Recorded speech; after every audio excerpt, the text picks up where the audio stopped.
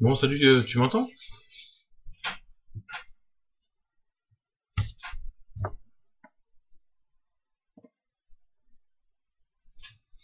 C'est mon premier live, hein, donc je teste un peu. Euh, est-ce que c'est fluide ou ça va, ça va?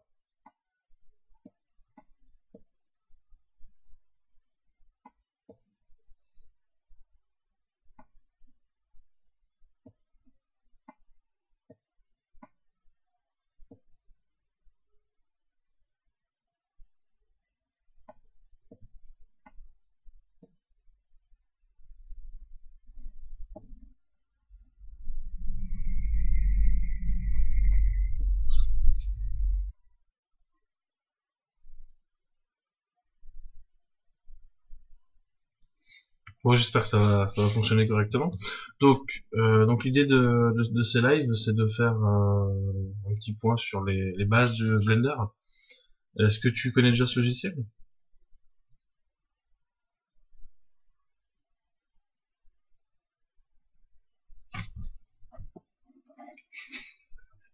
Oups, je vais corriger.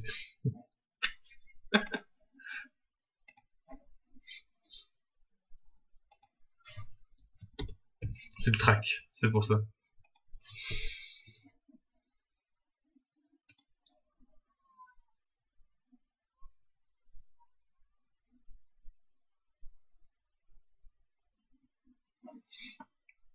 Oui, donc l'idée c'est donc un peu, c'est-à-dire tu t'as déjà fait des choses, parce que l'idée c'était de partir vraiment de la base, des techniques de base pour modéliser et de quelques astuces pour connaître un peu l'interface et les fonctions de base pour réussir à modéliser rapidement.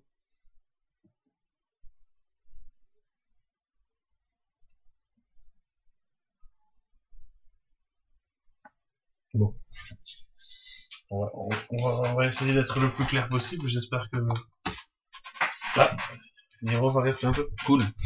Alors, donc quand vous ouvrez votre logiciel Blender, moi je suis sur la version 2.73a. Mais bon, de toute façon, ce qu'on va voir ce soir, c'est les choses de base, donc ça posera pas de problème. C'est la même chose sur toutes les versions. Donc, quand vous arrivez sur Blender, vous arrivez sur cette interface. Euh,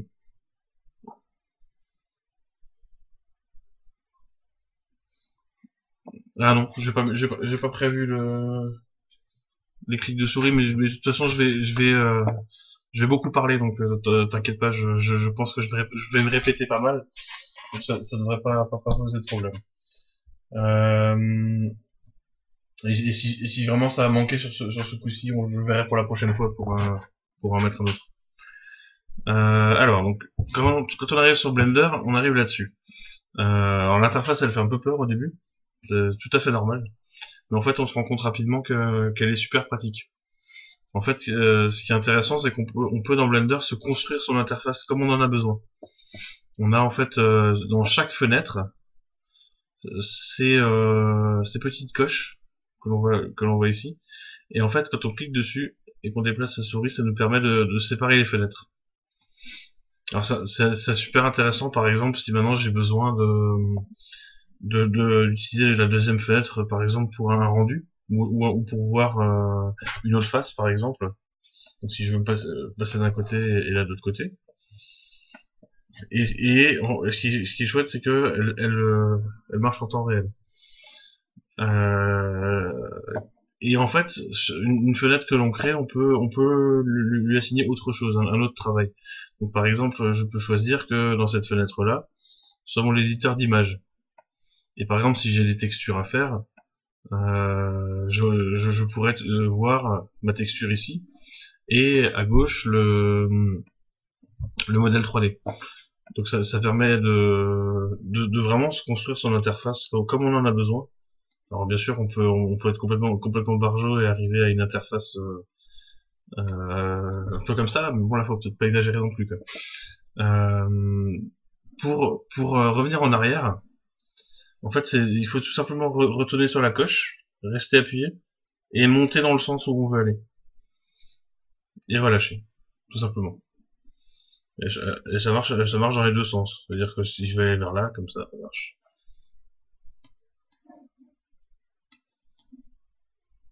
Est-ce que ça va, ça?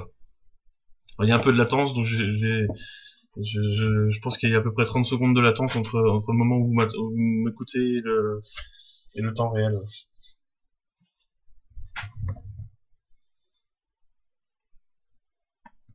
Alors ensuite, ce qui est super important, ce qu'il faut savoir dans Blender, c'est que les raccourcis clavier sont extrêmement importants.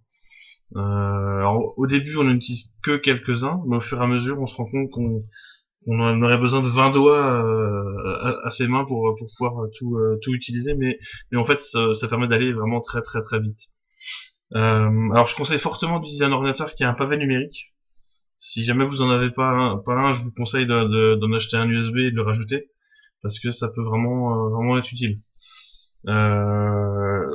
Sur le pavé numérique, vous avez en fait sur chacune des touches 1, 2, 3, 4, 5, 7, 8, 9, une vue. Donc là par exemple, là je suis en vue front, c'est la touche 1.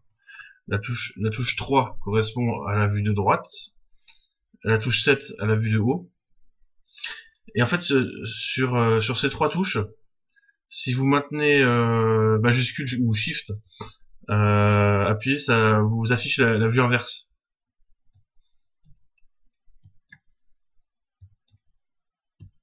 Donc sur un cube, c'est pas forcément flagrant, mais je vais rajouter une Suzanne.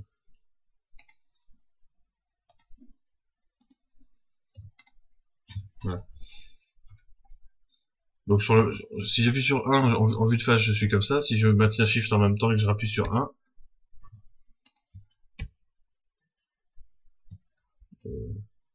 fail. Qu'est-ce qu'il me fait?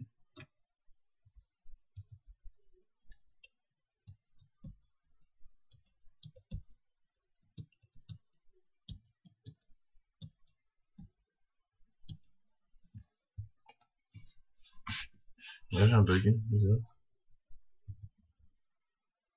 Ah pardon, c'est pas Shift, c'est contrôle. En fait, j'ai tellement l'habitude d'appuyer sur les touches que je regarde plus, j'appuie. Donc effectivement, c'est contrôle plus la touche qui correspond à la vue inverse. Désolé. Donc, je commence bien. C'est le stress. Donc 1, 3 et 7, c'est des différentes vues. Ensuite, en plus de ça, vous avez très important la touche 5 qui permet de se placer en vue orthographique. Donc c'est en fait comme si vous aviez votre caméra qui est vraiment perpendiculaire à la vue. C'est très utile.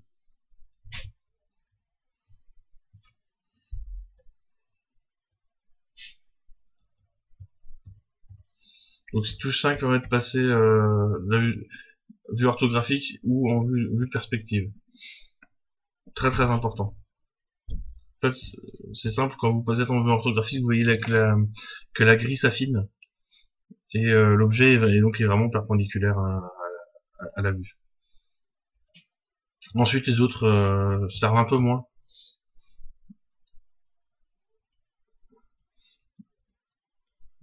Vous avez donc 4, 6, c'est un pas en fait.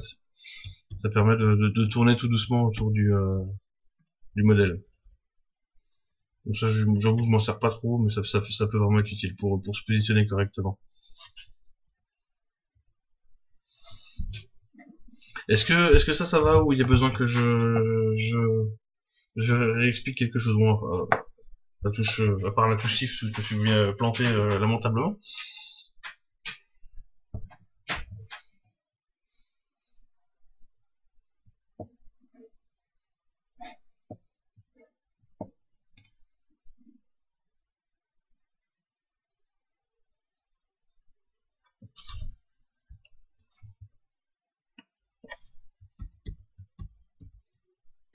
Alors contrôle plus touche 5, ça ne sert à ça, c'est pas utile.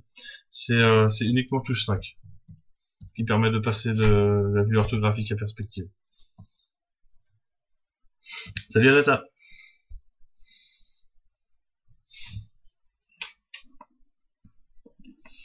Donc ensuite, dans la manipulation de base, donc ce qui est important de connaître, donc c'est l'appui sur la roulette.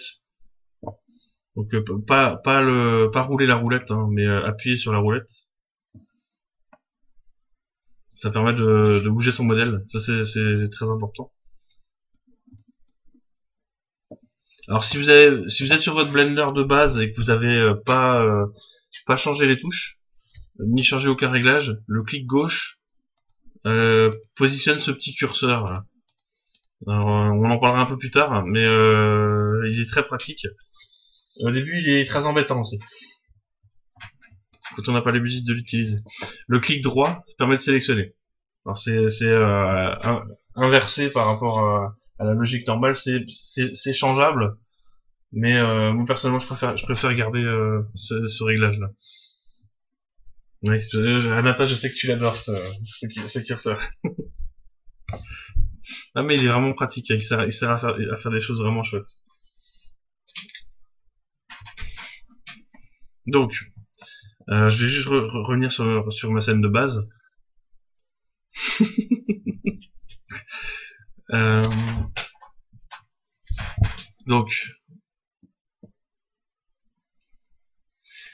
pour revenir sur une scène de base, vous faites juste CTRL N et entrée, et vous revenez directement sur une scène pré-paramétrée avec donc un cube, une caméra et une lumière.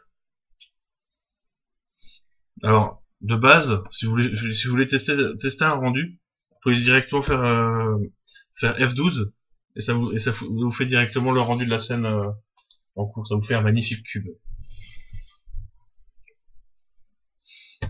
Et échappe pour revenir sur la scène. Alors, les choses de base à connaître, c'est déjà les déplacements. Donc pour se déplacer faut déplacer l'objet, pas pour se déplacer. Donc j'avais dit donc le bouton de la roulette, vous maintenez enfoncé pour se déplacer. Si vous maintenez Shift et le bouton de la roulette, vous déplacez parallèlement à la vue.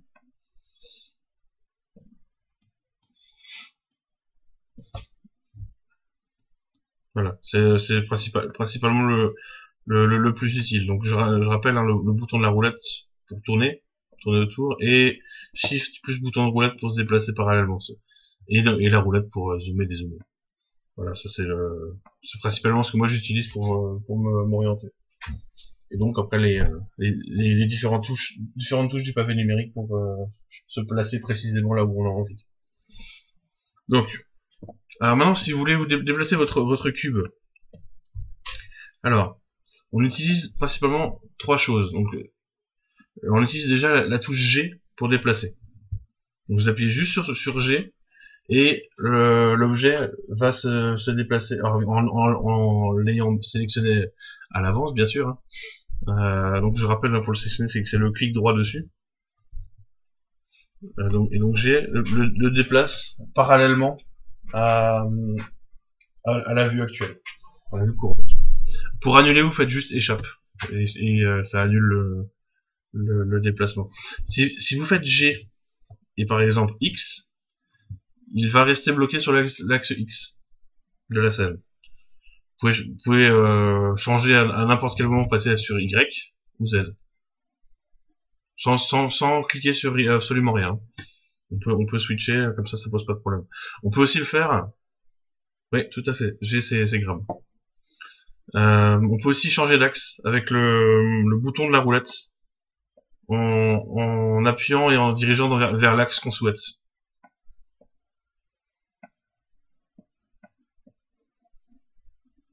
C'est une question de goût. Moi, je préfère utiliser le clavier, mais après chacun fait comme il souhaite. Donc G, il y a trois touches comme ça à connaître. Donc il y a G, il y a R pour la rotation. Donc pareil, si vous appuyez une seule fois sur R, ça va tourner par rapport à la vue. Et pareil, X, Y, Z. La logique est la même après. Hein. Pour les trois touches que je vais citer, c'est le même principe. Alors à celui-là, par contre, on peut rajouter, si vous rappelez une deuxième fois sur la touche R, on a une rotation libre. Donc ça peut servir parfois. Ça peut même être assez souvent utile.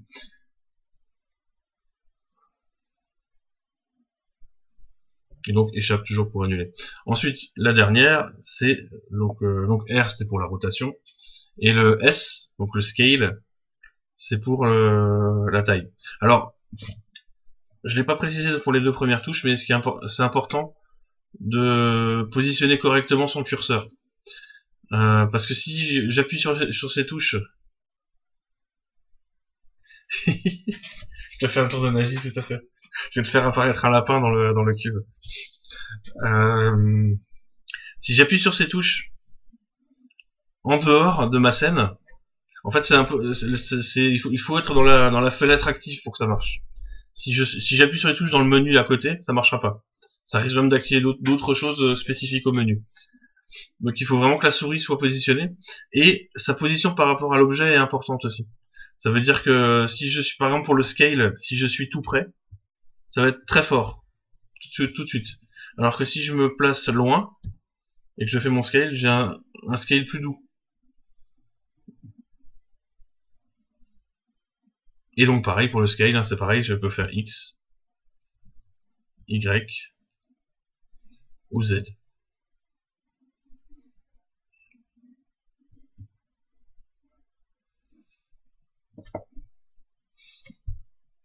Je l'ai pas précisé, mais si vous voulez valider la déformation, la rotation ou le mouvement, il suffit de cliquer à gauche.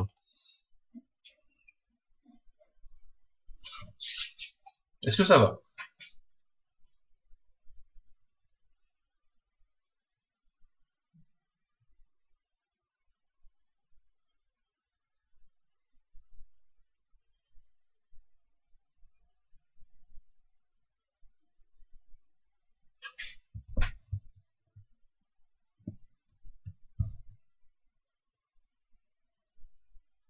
Hiro, ça va?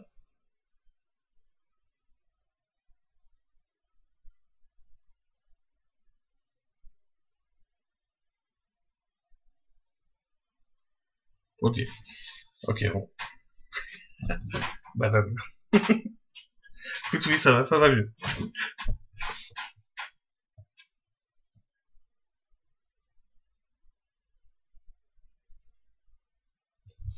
Ok. Alors maintenant, ce qui est important, la notion suivante est importante. Si vous utilisez ça, vous pouvez déjà faire énormément de choses en modélisation. Alors, dans Blender, il y a plusieurs façons de faire les choses. Je vais déjà vous en montrer une, et je vous en montrerai une deuxième après. Donc, vous avez ici un menu qui permet, vous pouvez changer de mode. Et on va passer en mode Edit. Donc, Edit mode. Donc, le mode Edit, par défaut, votre objet devient orange. Ça veut dire qu'en fait, toutes les faces sont sélectionnées. Alors, avec la touche A, vous pouvez tout désélectionner ou tout resélectionner. Vous pouvez appuyer plusieurs fois cette action-là. Ensuite, dans le même menu, enfin dans la même ligne, vous pouvez passer soit en mode vertex, en mode arrête, ou en mode face. Donc ça correspond à ceux que vous pouvez sélectionner avec le clic droit. Je précise encore une fois le clic droit, pas le clic gauche. Donc quand je suis en mode vertex, je sélectionne mes sommets. En mode arrête, mes arrêtes. En mode face, mes faces. Alors, donc ça c'est la façon de faire standard. Pour le faire plus rapidement, exactement, le fameux vertex. Donc, pour le faire plus rapidement, vous appuyez sur la touche tabulation. Et avec la touche tabulation, vous switchez directement du mode edit au mode objet.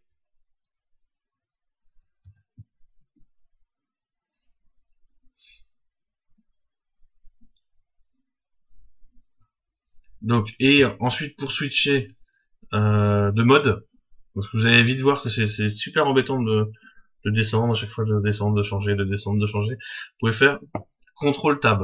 Et ça vous ouvre directement le petit menu avec la sélection directe.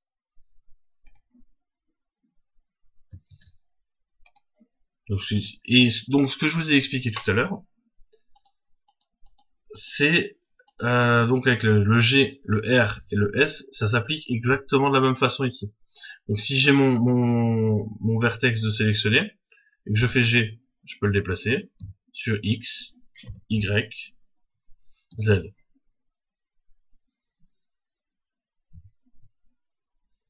Ouais, CTRL Tab, c'est juste trop bien. Donc pareil pour les arêtes, hein. G, alors on peut faire R aussi, hein, sur les axes qu'on veut. Et le S, pareil, on peut scaler.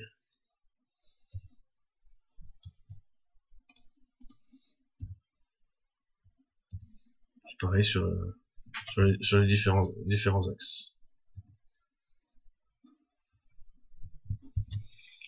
Donc, ce qui est intéressant dans Blender, c'est que une fois que vous comprenez une logique avec certains raccourcis clavier, la même logique avec les mêmes raccourcis clavier peut s'appliquer à plein d'endroits différents.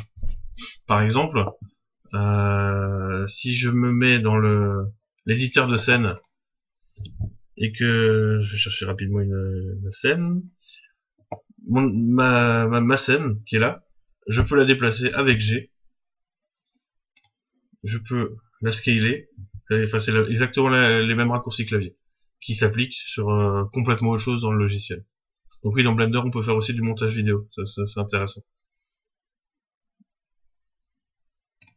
Voilà, c'était la petite parenthèse. Donc maintenant c'est quelque chose de super important, et c'est ce qui vraiment ce qu'on voit maintenant, c'est ce qui permet de faire des modèles 3D. Donc maintenant on a vu à peu près tous les principaux déplacements. Maintenant on va extruder. Donc l'extrusion, c'est ce qui va me permettre de faire sortir des faces, enfin, ou des faces ou des arêtes ou des vertex de mon objet.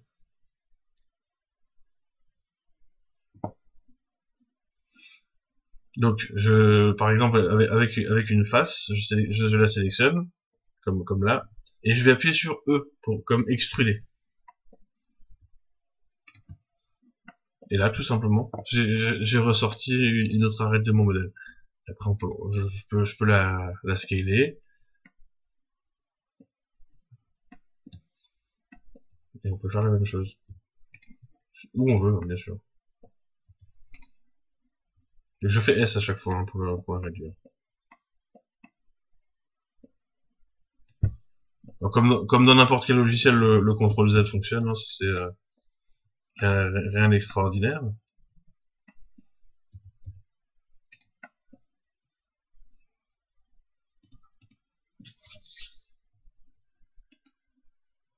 Voilà. Donc si déjà vous avez pigé ce concept-là, on peut déjà modéliser pas mal de trucs. Des questions?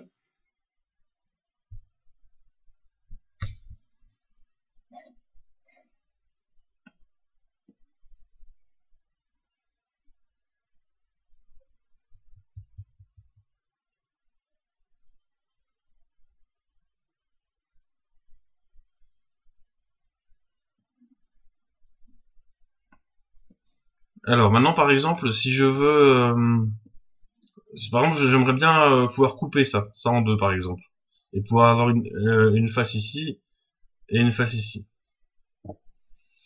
Donc, je vais sélectionner ma face et je vais faire CTRL R. Et là, alors là, ma section n'existe pas encore. Hein, je peux la déplacer où je veux. Et donc là où j'en ai envie, je vais faire un premier clic. Donc CTRL R, hein, je rappelle. Hein. Et après ce premier clic, je peux encore lui dire où je veux le mettre. Ou avec la roulette. Ah non, je fais une bêtise. Excusez-moi, je reviens en arrière. Donc là où je veux placer ma section, je peux jouer avec la roulette. et du coup je peux subdiviser plus ou moins. Donc avant d'avoir validé, pardon. Voilà, par exemple, ce que je vais faire, c'est que je vais subdiviser comme ça.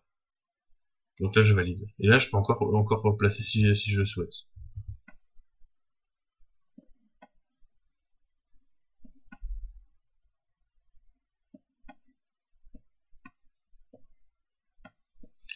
Ensuite, imaginons maintenant, je voudrais extruder toutes ces faces-là. Si je les sélectionne toutes les 4 et que je fais extruder, ça va me ressortir un bloc avec des comment dire, c'est un seul bloc. C'est pas plusieurs rectangles séparés. Donc moi, ce que j'aimerais là, par exemple, c'est ressortir. En fait, je vais faire une main. Donc, je voudrais faire des doigts. Donc j'aurais besoin qu'ils soient uniques et pas tous assemblés. Donc là, ce que je vais faire, c'est qu'au lieu de faire E pour extruder, je vais faire Alt E. Et là, on me propose de faire des faces individuelles.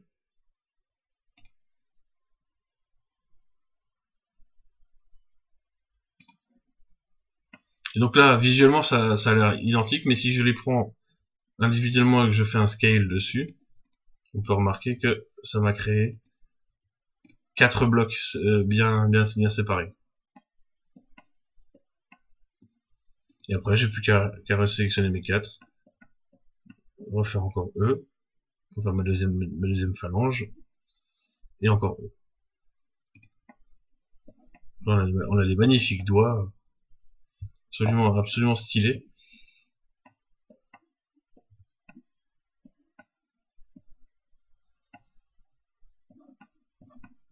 Alors si j'avais envie de faire le pouce, hein, je ferais la même chose ici.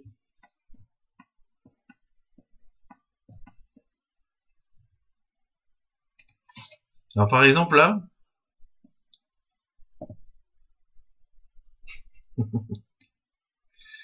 j'aimerais bien pouvoir tourner cette face pour qu'elle soit bien proprement orientée sur le... en fait, je vais utiliser les vues pour me placer bien en face. Donc j'appuie sur la touche 3 et je mets en vue orthographique. Et là, du coup, si je veux faire une rotation, je suis sûr que mes faces sur les autres axes resteront alignées.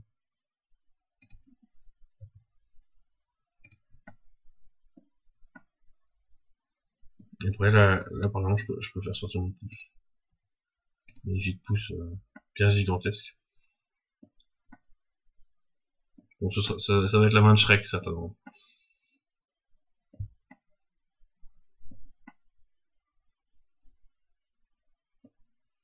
Alors, dans les sélections, je vais passer en mode Edge, donc arrête. Et je peux donc, en maintenant Shift, faire des multi-sélections. Alors, je peux faire comme ça. Ou alors, je fais Alt et clic, et automatiquement, il va me sélectionner le tour. Donc, si je prends ici, par exemple, il va me faire tout le tour du doigt. Très pratique si, par exemple, j'ai envie de faire des tailles différentes à mes doigts, pour que les articulations ressortent un peu différemment.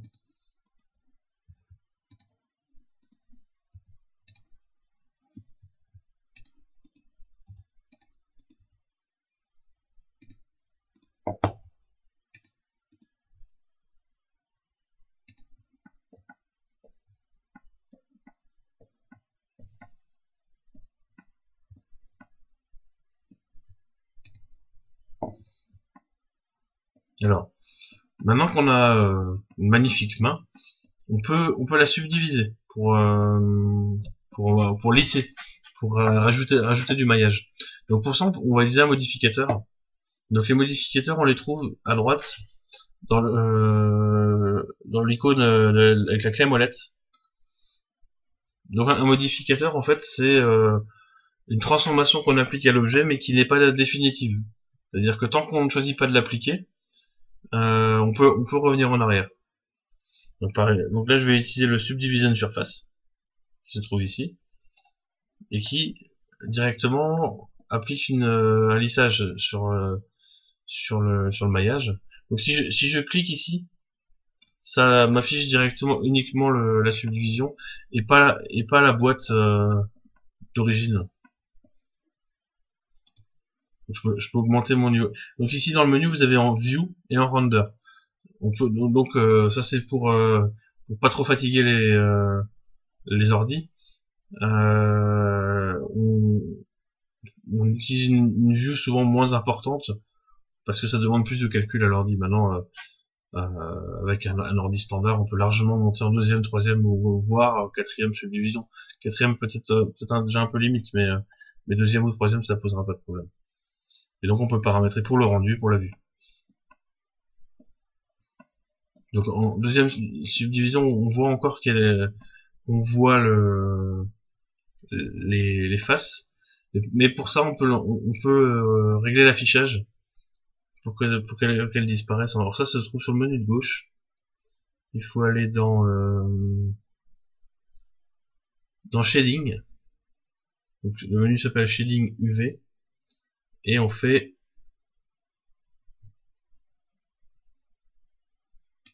non pardon.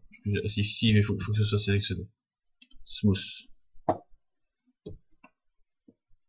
Et là c'est déjà tout de suite beaucoup plus sympa. Magnifique même. Un vrai chef-d'œuvre.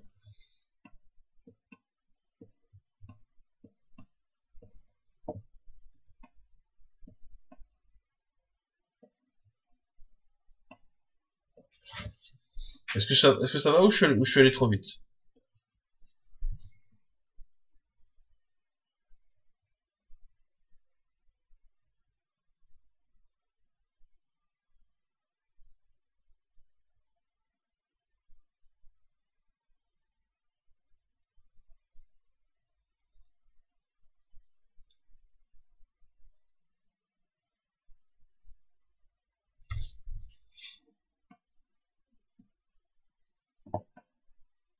Alors, dans les différents outils, si on voulait avoir quelque chose d'un peu plus fin, un peu plus chouette, par exemple, pour mes doigts là, si je les laisse comme ça, il faudrait rajouter des faces. Ah, mais je sais bien que vous êtes pas bête, mais bon, c'est des notions pas forcément simples pour tout le monde. Donc, je préfère être sûr que. Mais c'est vrai que ça ressemble plus à une fourchette. Donc en fait, ce qu'on va faire, donc là, je vais sélectionner le tour de face, donc avec Alt clic, et je vais faire un bevel, donc CTRL B.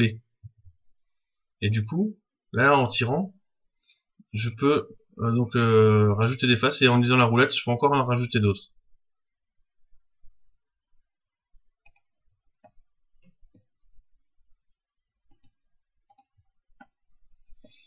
Et donc, ce qui serait intéressant après, c'est de faire sortir un peu les articulations. Alors tiens, ça me permet de vous montrer quelque chose. Donc là, comme ça, je tire sur mes faces, c'est absolument affreux. Par contre, si j'utilise le petit outil qui est là, donc ça s'appelle le proportional editing.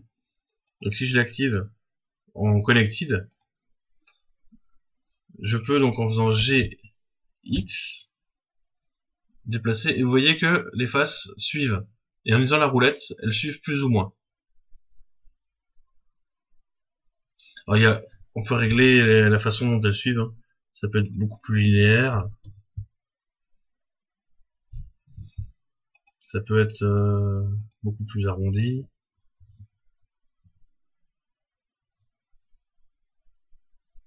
Ah non, c'est pas une vache. Et donc en fait, j'ai pris connected parce que si je mets juste enable, si je fais la même chose, tout suit. Oui, t'inquiète pas. J'enregistre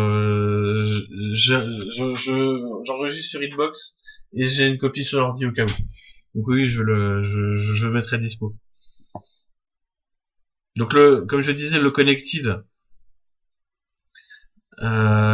n'agit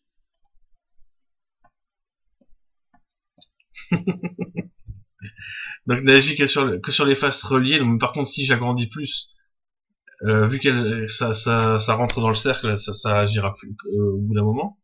Par contre, si je suis sur celui de base,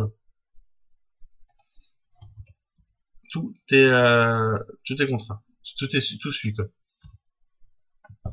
C'est ça. L'idée c'est pas de faire une œuvre d'art, c'est ça.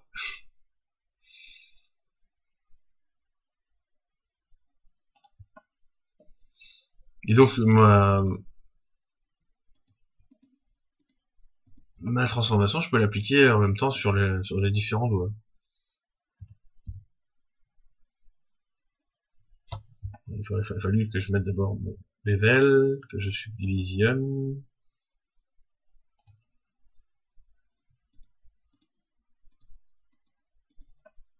Et que je fasse mon GX. Voilà. Ah, c'est magnifique. C'est vraiment trop beau.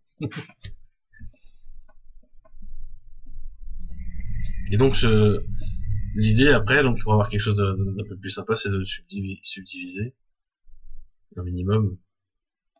Pas trop, faut éviter de trop tirer sur les faces.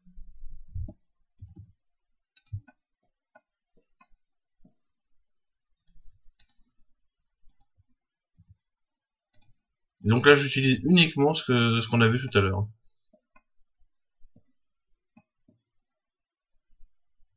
Alors, on peut aussi étendre une sélection. Par exemple, imaginons que ce doigt, j'ai envie de l'agrandir et uniquement lui. Je peux faire un CTRL plus quand j'ai ma phase sélectionnée.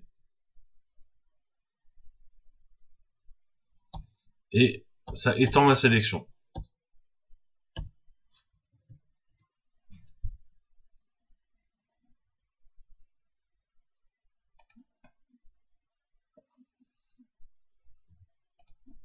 Alors ça peut être utile aussi par exemple si j'ai envie maintenant de... Alors je vais justement vous montrer l'intérêt de ce fameux curseur que Anata adore tellement. Donc imaginons maintenant je voudrais plier mon doigt. Donc mon curseur je vais le mettre ici. En vérifiant dans la face d'à côté si je suis bien placé. Et je vais lui dire ici que on va faire des opérations par rapport à lui. Et donc maintenant si je fais une rotation, je peux tourner uniquement le doigt. Donc là je fais CTRL- pour diminuer la sélection. Je replace mon curseur, je refais une rotation avec R.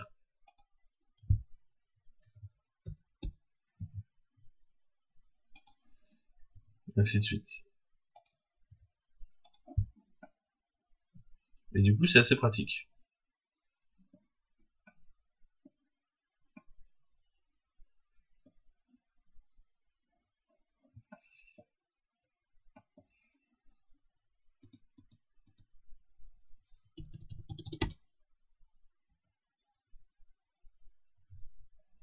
Justement, je l'ai mis dans l'autre sens. Hein.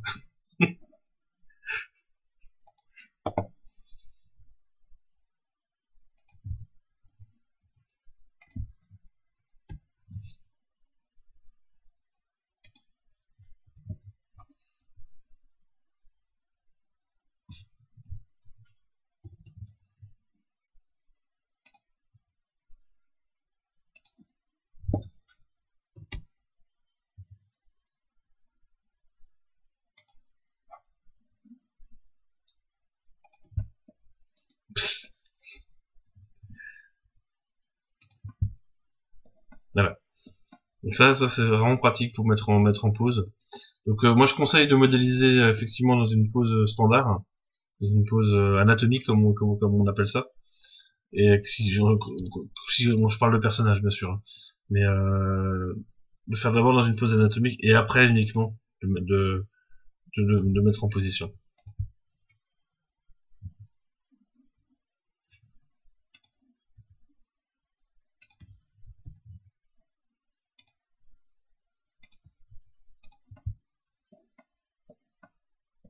Monsieur, j'ai une question.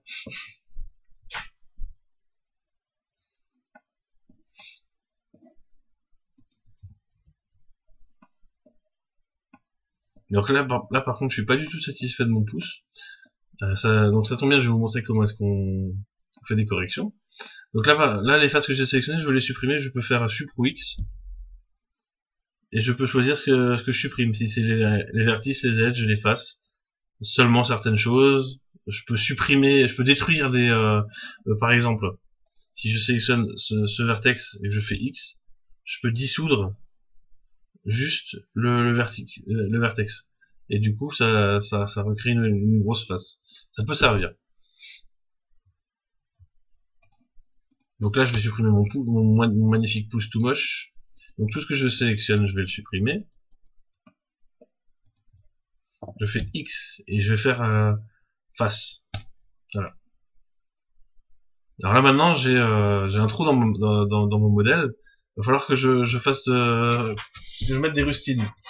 Alors, pour fermer, il y a plusieurs façons, mais la plus simple, je pense, c'est de sélectionner une arête, sélectionner l'arête que l'on veut fermer, enfin, les deux extrémités de la face qui manquent, et on fait F.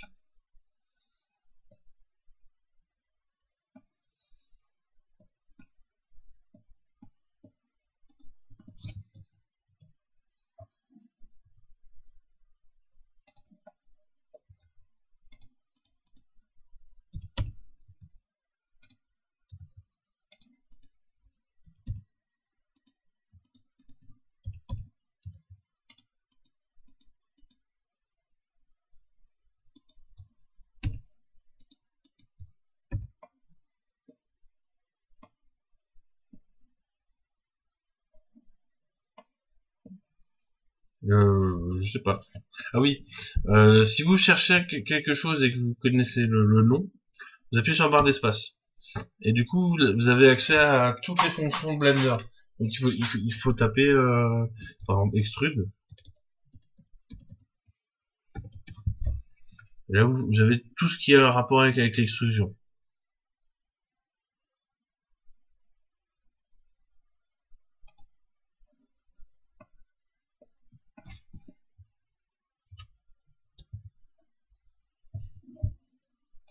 Alors, un petit conseil, n'oubliez pas, une fois que vous avez fini d'utiliser l'angle de rotation du curseur, enfin l'axe de pivot du curseur, de remettre le point médian. Ça souvent on oublie. C'est ce que je viens de faire d'ailleurs. Hein. Et ça peut être énervant, très souvent.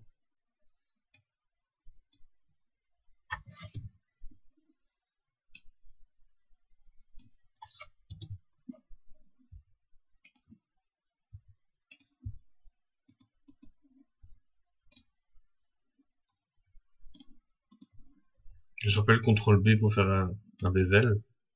Alors le bevel, ça sert pas mal pour arrondir, adoucir les arêtes. Par exemple, vous faites un cube et vous voulez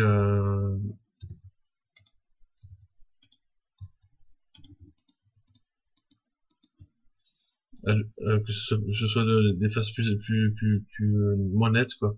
Faites CTRL B et la roulette. Et du coup, vous pouvez obtenir des choses plus douces. Genre sur des tables, si vous voulez pas avoir des trucs trop nets, quoi.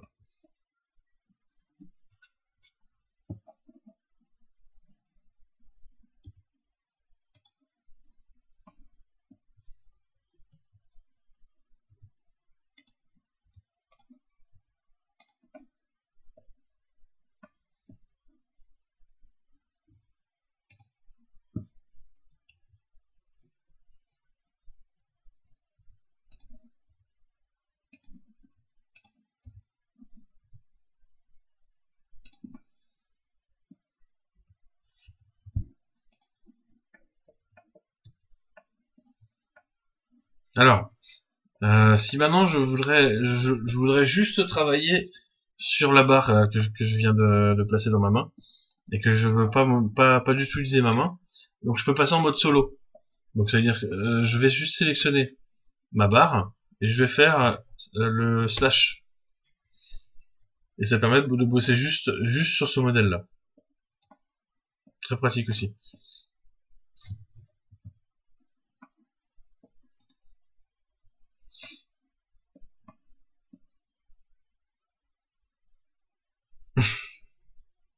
Et là, quand l'esprit mal tourné ce soir.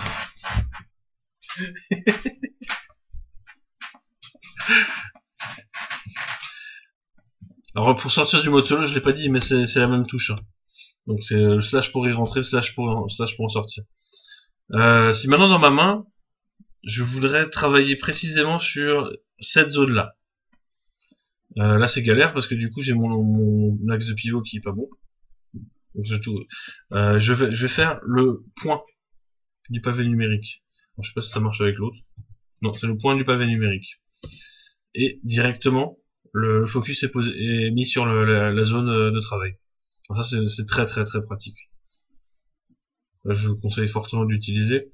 Vous sélectionnez la face ou l'arête ou le vertex et vous faites point. Et directement, la rotation est placée autour de la zone sélectionnée.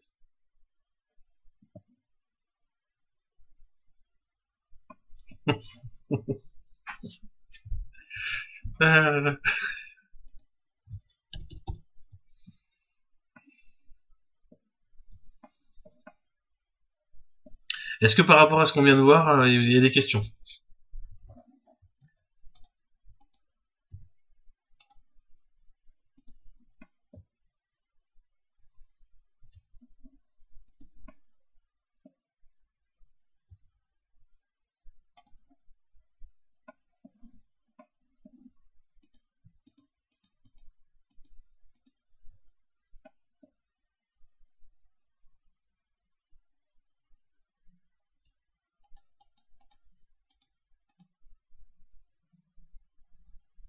Pas de souci.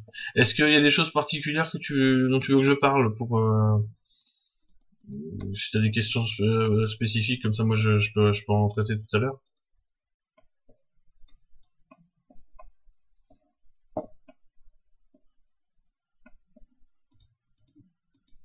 Fais pas ton timide, Hiro.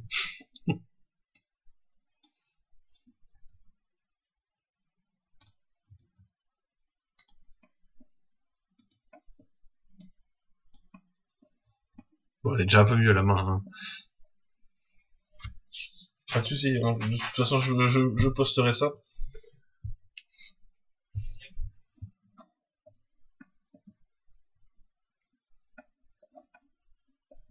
Alors, à ceux qui vont au dodo, je vous souhaite une bonne nuit. Dans les sélections, ce qui peut être intéressant aussi, il y a différentes façons de faire. On peut faire avec B. Une touche B, ça permet de faire une zone de sélection.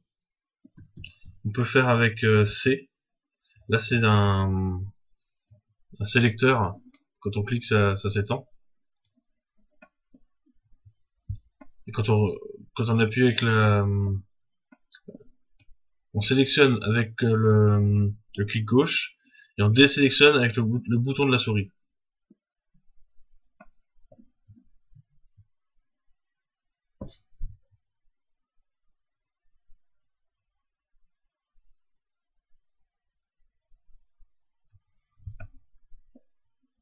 Oui, c'est pas bête. C'est pas bête. C'est vrai que c'est déjà assez dense. Alors est-ce que Anata a peut-être quelques questions? Et effectivement, peut-être en rester là pour ce soir, c'est vrai que c'est déjà pas mal.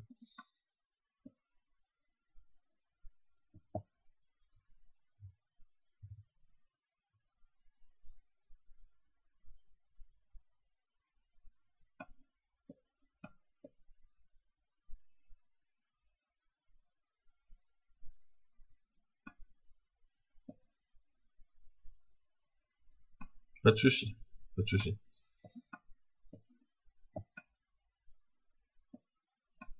Bon, si... ce que je vous propose, c'est que pour dimanche prochain, vous me faites une main et je note.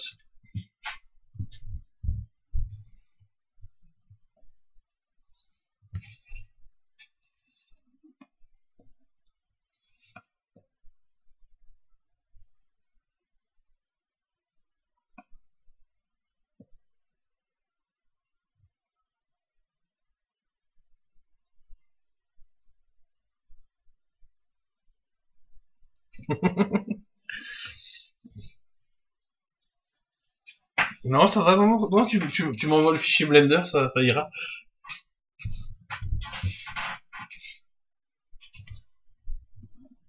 Ok. Bon, bah, du coup, je vais arrêter le live ici, c'est déjà pas mal.